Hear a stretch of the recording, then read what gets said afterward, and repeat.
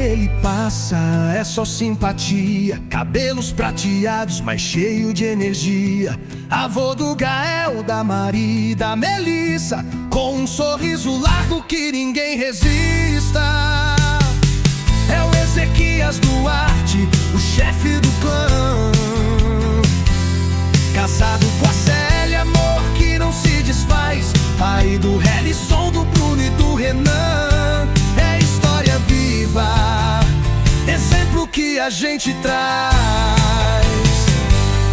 Ezequias Duarte, firme na caminhada,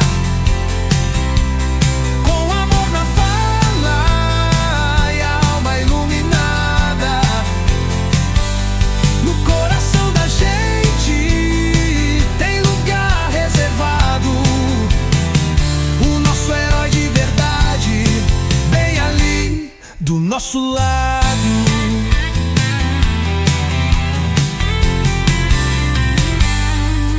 Na churrasqueio, assentado na calçada, sempre tem conselho, sempre tem risada. Com a família reunida, é festa garantida, a base que sustenta toda a nossa vida. Ezequias Duarte, firme na caminhada, com amor na fala e a alma iluminada.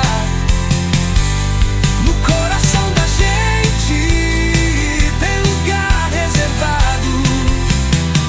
O nosso herói de verdade, bem ali do nosso lado.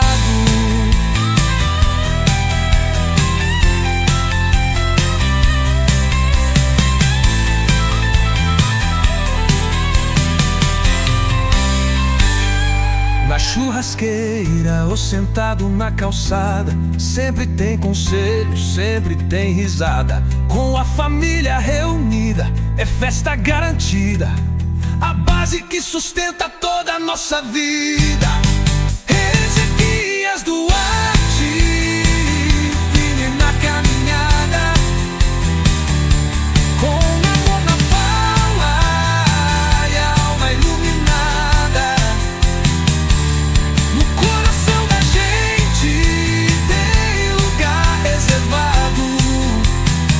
O nosso herói de verdade, bem ali do nosso lado.